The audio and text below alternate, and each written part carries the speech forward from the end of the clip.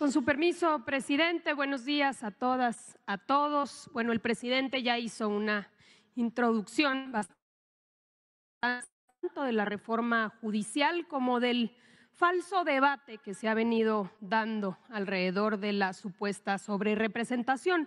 Pero es importante porque, como sabemos, esta reforma fue presentada por el presidente el 5 de febrero y se está discutiendo hoy en el Congreso. Entonces vamos a hacer un recuento de qué significa esta reforma. Entonces hay 4 elementos principales. El primero y quizá el más importante es el método democrático para elegir a ministros, magistrados y jueces, que todos podamos votar por jueces, magistrados y ministros. Número 2, la creación de un órgano que vigile la actuación de los juzgadores. Número 3, que exista evaluación del desempeño de los juzgadores. Y número 4, y importantísimo, todo lo que tiene que ver con la austeridad y la transparencia, que sabemos es un faltante en el Poder Judicial. Adelante. Respecto al primer tema, la elección popular de ministros, magistrados y jueces. ¿Qué tenemos actualmente? Ponemos antes porque es antes de la reforma, en realidad es lo que sucede hoy en día. Hoy en día los ministros son propuestos por el presidente y son elegidos por o seleccionados por el Senado de la República.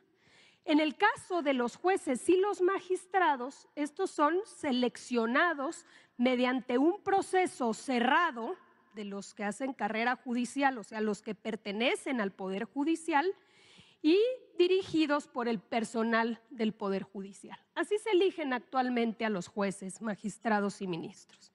¿Qué propone la reforma? Primer elemento, que todos los cargos se elijan por el voto personal libre, directo y secreto de toda la ciudadanía, de todas y todos nosotros. Que las convocatorias para poder participar y poder ser electo sean abiertas a toda la ciudadanía, todos aquellos que cumplan con los requisitos que establece la Constitución, que es tener licenciatura en Derecho, con un promedio mínimo de 8 y 9 en la materia para el cual voy a aplicar, es decir, se va a aplicar para ser juez penal en las materias de penal, cartas de recomendación de la ciudadanía y ensayos que puedan respaldar esta candidatura, que puedan decirnos por qué quieren ser juzgadores en nuestro país. Comités de evaluación que seleccionan los perfiles con la mejor trayectoria y preparación y que destaquen en algo que es fundamental, que es su honestidad. Eso es lo que propone la reforma. Número 2, un órgano que vigile la actuación de los juzgadores. Hemos hablado mucho de la importancia que exista esto. ¿Por qué? ¿Qué sucede actualmente? Hoy existe el Consejo de la Judicatura Federal como un órgano administrativo y también de disciplina. Pero este consejo en realidad depende de la Suprema Corte de Justicia. La presidenta de la Suprema Corte a su vez preside el Consejo de la Judicatura, entonces es integrado por los mismos miembros del Poder Judicial, es juez y parte en esta vigilancia.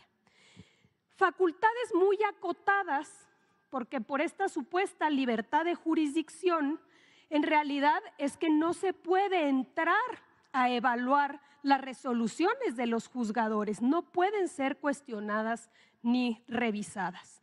Entonces hay sanciones mínimas y excepcionales. ¿Qué plantea la reforma? La reforma plantea la creación de un tribunal de disciplina judicial como una autoridad independiente a la Suprema Corte, integrado por magistrados electos por voto popular.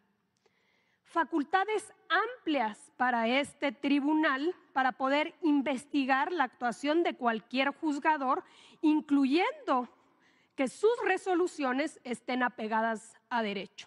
Va a recibir quejas de la ciudadanía, quejas de posible corrupción, quejas de parcialidad y va a evaluar y investigar a los juzgadores y puede sancionar, incluyendo la sustitución, la suspensión o la destitución cuando se demuestren fallas graves. Adelante. Por el otro lado, una evaluación del desempeño, cómo funciona con los funcionarios públicos. ¿Qué pasa actualmente? Una vez ratificados, los jueces y magistrados son inamovibles hasta su jubilación o su muerte. Los jueces y los magistrados no tienen en realidad la obligación de someterse a evaluaciones periódicas, entonces no existen consecuencias, por ejemplo, de algo que también aquí hemos hablado, de excederse en los plazos máximos que establece la ley para resolver un asunto. ¿Qué acaba pasando? Que se mete un asunto en el cajón y se puede dejar ahí meses o hasta años sin resolverse. ¿Qué se está planteando actualmente? De entrada, que cada 9 años los jueces y los magistrados vuelvan a la boleta. El pueblo de México nuevamente va a decidir si han desempeñado bien su trabajo y por ello si los ratifica o no mediante el voto popular. Los jueces y magistrados electos van a ser evaluados durante su primer año en su encargo y si se detecta que hay alguna problemática pueden ser suspendidos o destituidos. Y finalmente, algo muy importante, la obligación de dar aviso y justificar demoras procesales, pero el Tribunal de Disciplina puede detectar que hubo o que está habiendo dilación en la resolución de un proceso y sancionar a estos juzgadores. Adelante. Y finalmente, un elemento también importantísimo.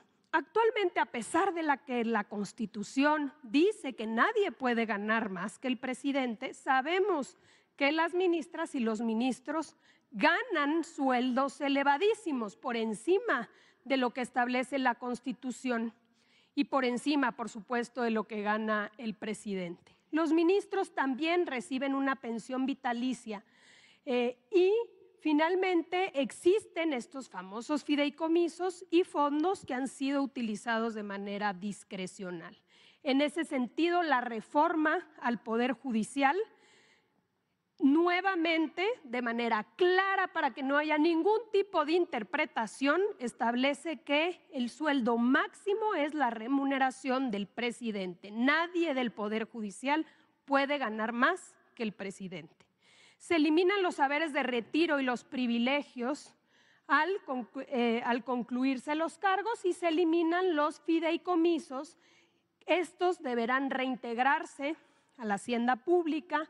Y por cierto, también la reforma establece que parte de estos fideicomisos serán los que van a ayudar a implementar la reforma, es decir, la elección que habremos de vivir si esto se aprueba. Adelante.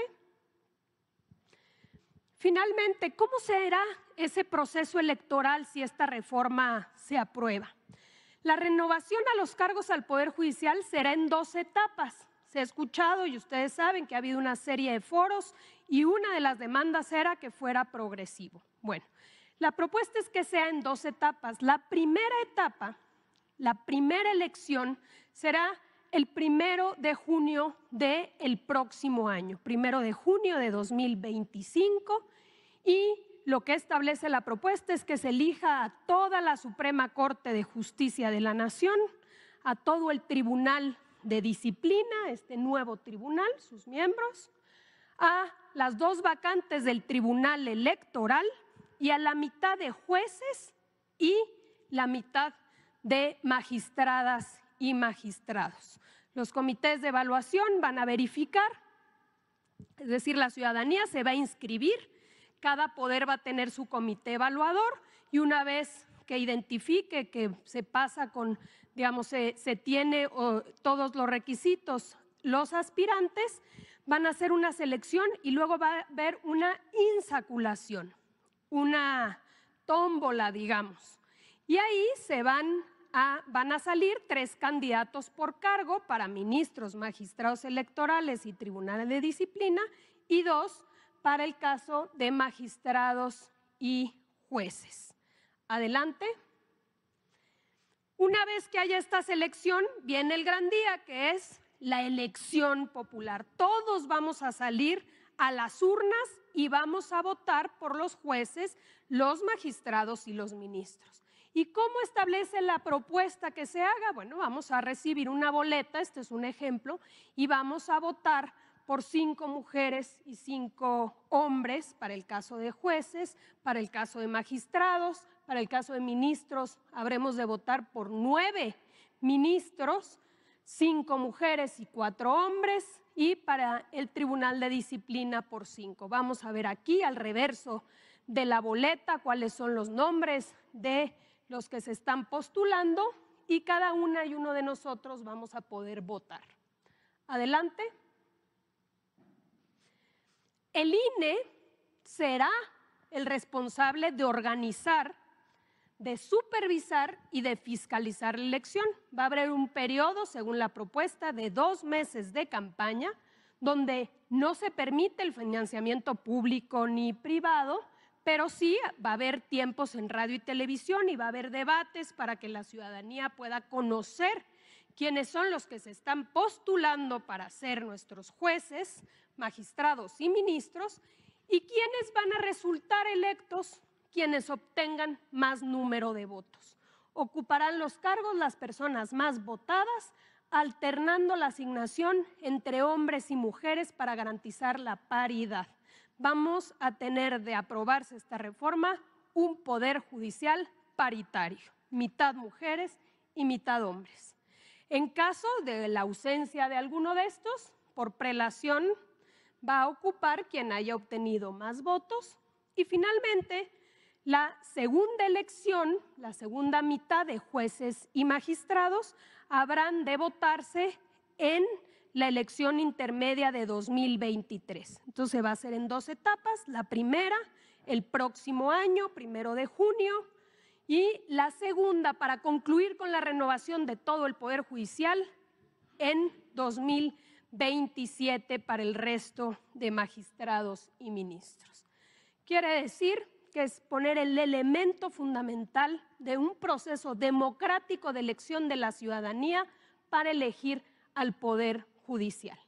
Ahora bien, para que esta reforma sea una realidad, todos sabemos que estamos hablando de una reforma constitucional, nuestra Carta Magna. Necesita haber una mayoría calificada de 2/3 partes. Y aquí viene el segundo falso debate, porque es obvio que tanto las cúpulas empresariales como partidos de oposición, como incluso muchos de los miembros del Poder Judicial, no quieren que suceda esta reforma. Entonces han venido generando una campaña y una manipulación de información respecto a una supuesta sobrerepresentación. ¿Por qué? Porque no quieren que haya una mayoría calificada en el Congreso que pueda aprobar la reforma al Poder Judicial. Entonces vamos ahora, adelante, a recordar qué dice nuestra Constitución respecto a la sobrerepresentación, que esto también ya lo hemos dicho en anteriores ocasiones. Esto es textual de la Constitución, no es interpretación, es textual. El artículo 54 de la Constitución, que regula la sobrerepresentación, que regula que ningún partido esté sobrerepresentado, establece 2 reglas importantísimas. La primera regla para que un partido no esté sobrerepresentado es que ningún partido político, y así dice la Constitución, ningún partido político podrá contar con más de 300 diputados por ambos principios, por mayoría y por representación proporcional, lo que hemos llamado plurinominales. No puede haber más de 300 diputados sumados, el de mayoría y el de representación proporcional. Y la segunda regla es que en ningún caso un partido político podrá contar con un número de diputados por ambos principios que representen un porcentaje del total de la Cámara que exceda en 8 puntos al porcentaje que obtuvo en las urnas a su votación, ¿no? La votación total emitida por un partido político más 8 puntos es el límite máximo que puedes tener en la Cámara de Diputados, no más. Si tienes más, estás sobrerepresentado. Esas son las dos reglas que establece nuestra Constitución desde hace tiempo. Ahora bien, apenas ayer la presidenta electa y Citlali hablaban de este tema de manera sumamente clara. Lo vamos a recordar porque también es muy importante saberlo. La Constitución tiene pasos muy claros de cómo deben distribuirse los diputados plurinominales en nuestro país. Lo establece tanto la Constitución como la ley electoral. El artículo 15, numeral 2, establece que para obtener la votación nacional emitida se debe restar a la votación total los votos nulos, los votos a favor de candidaturas sin registro y los votos de candidaturas independientes y también de aquellos partidos políticos que no hayan obtenido por lo menos el 3%. En el caso actual fue el PRD. Eso es para obtener la votación nacional emitida, que es fundamental para la distribución de los plurinominales. Aquí tenemos la votación total emitida, hay que restarle los votos nulos o candidatos sin registro, los votos por independientes o partidos con menos del 3% y te da la votación nacional emitida. En este caso, 55.705.598. Adelante. Paso número 2. La votación nacional emitida se divide entre el total de diputados plurinominales. Hay que recordar que hay 500 diputados que integran la Cámara de Diputados, 300 por mayoría. El candidato que más votos obtenga en un distrito, ese es el diputado. Y 200 por plurinominales. Entonces, la votación nacional se divide entre los diputados plurinominales para obtener el cociente natural.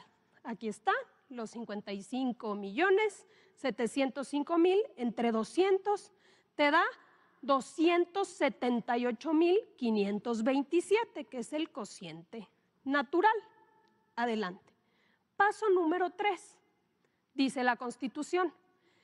Se determina el número de diputados que se asignarán a cada partido político, dividiendo su votación total entre el cociente natural. Entonces hay que hacer en cada uno de los partidos políticos. En el caso de Morena, Morena obtuvo 24 millones de votos, 24.286.000. Entre el cociente natural, te dice cuántos diputados por representación proporcional deben asignarse. 87, en este caso vamos a poner los decimales para ver la cuarta regla, pero son 87 diputados. El PAN obtuvo 10.049.000 votos. Entre el cociente natural, 36 diputados plurinominales. El PRI obtuvo 6.623.000 votos. Entre el cociente natural le tocan 23 diputados. Movimiento Ciudadano, 6.497.000 votos. Entre el cociente natural le tocan 23 diputados. El Verde, 17 diputados y el PT, 11 diputados. Así se asignan los diputados plurinominales. Ahora, si nosotros sumamos todos los enteros, nos da 197. Faltan 3 diputados para distribuirse. ¿Qué dice la siguiente regla? Dice, cuando sobren diputaciones por repartir tras aplicar el cociente natural, estas se reparten entre los partidos que tengan el resto mayor de sus votos, iniciando por aquellos cuyo decimal se acerque más al entero. Si regresamos al anterior, por eso importan los decimales. ¿Cuáles son los decimales que se acercan más al entero? Como podemos ver aquí, es el caso del PRI, .78, del PT, .69 y del Verde Ecologista, .93. La Constitución entonces dice que debe asignarse un diputado más al Verde, un diputado más al PT y un diputado más al PRI. Adelante. Aquí está. Ahora sí, si sumamos los 197 más estos 3, te dan los 200 diputados plurinominales. Adelante. Finalmente llegamos a esta tabla que hemos mostrado en anteriores ocasiones. Aquí están los diputados que se ganaron por mayoría. Y estos son los de representación proporcional, los plurinominales que acabamos de ver. Y aquí están las dos reglas básicas de la Constitución para que nadie esté sobrerepresentado. Iniciamos con el caso de Morena, fíjense bien. Morena obtuvo o ganó por mayoría 161 distritos, o sea, 161 diputados. Y como ya vimos, según la Constitución, le tocan 87 plurinominales. La primera pregunta, hay que sumar estos dos, te da 248. Primera pregunta, 248 rebasa los 300 como límite máximo que establece la Constitución. No. Segunda pregunta, que es la segunda regla, la votación total emitida por partido más 8 puntos como límite máximo de curules. Aquí vemos que si sumamos estos dos, los 248, te da 49.6. ¿Cuál fue la votación nacional emitida? 43.59. 43 más 11 te da 51. Quiere decir que no se exceden los 8 puntos, porque representaría 49.6%. Ninguna de estas dos reglas se violenta con esta distribución, pero todavía vamos más allá. Adelante.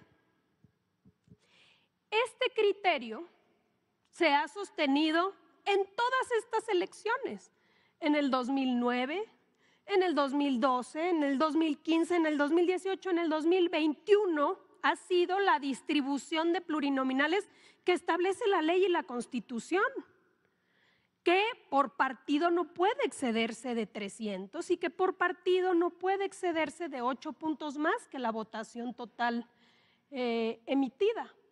Así ha sido siempre desde la reforma del 2008, que por cierto el PRI aprobó y que eliminó que se consideraba como coaliciones a los partidos políticos. Desde entonces siempre se ha cumplido con esta regla.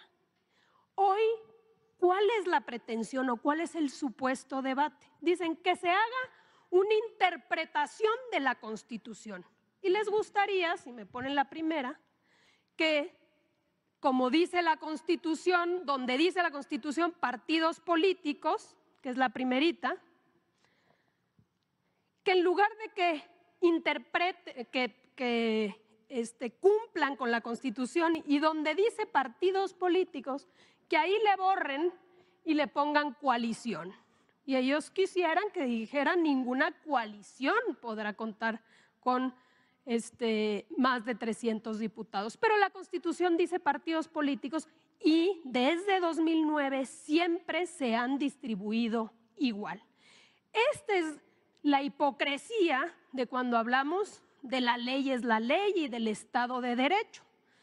Esto se va a definir próximamente y, por supuesto, lo que debe suceder es que se aplique la ley y la Constitución, a menos de que exista una reforma y que si la decisión del pueblo de México fue dar una mayoría calificada para poder reformar nuestro poder judicial, que se respete la voluntad popular. ¿Es cuánto, presidente?